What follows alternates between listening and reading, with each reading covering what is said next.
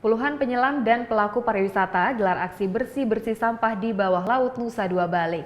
Dari aksi ini puluhan kilogram sampah berhasil diangkut dari dasar laut. Jumat pagi, puluhan penyelam profesional dan sejumlah pelaku pariwisata di kawasan Nusa Dua melakukan bersih sampah di dasar laut. Secara berkelompok, mereka membersihkan area di 4 titik penyelaman yang ada di kawasan bawah laut, Pantai Samuh dan Tanjung Benoa, Nusa Dua, Bali. Sebagian besar sampah yang ditemukan tersangkut di antara celah-celah karang. Bahkan ada juga sampah yang sudah tertanam di pasir. Hampir 1 jam menyelam, puluhan kilogram sampah yang didominasi sampah plastik berhasil diangkat. Ini adalah yang ketiga kali ya yang kita lakukan, dan kita akan berharap ini akan berlanjut terus, akan continue. Kita akan lakukan bersama rekan-rekan pelaku pariwisata, pemilik hotel, water spot, dan diving center di seluruh Bali.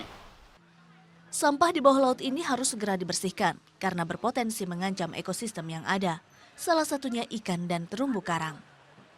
Masalahnya adalah ketika kain itu dibuang ke laut, dia ketrap di terumbu karang, nyangkut, dan kain-kain itu kebanyakan dari bahan yang tidak mudah terurai, sehingga dia menutupi karang dan karang tidak bisa bernafas, jadi mati. Kawasan perairan Nusa Dua merupakan salah satu titik penyelaman yang menyimpan potensi bawah laut yang sangat besar. Tidak saja keindahan terumbu karangnya, namun juga biota laut yang beragam. Potensi ini perlu dilestarikan agar tetap menjadi daya tarik bagi para wisatawan. Surya Sanjaya melaporkan untuk NET. Thank you. Udah selesai nonton beritanya?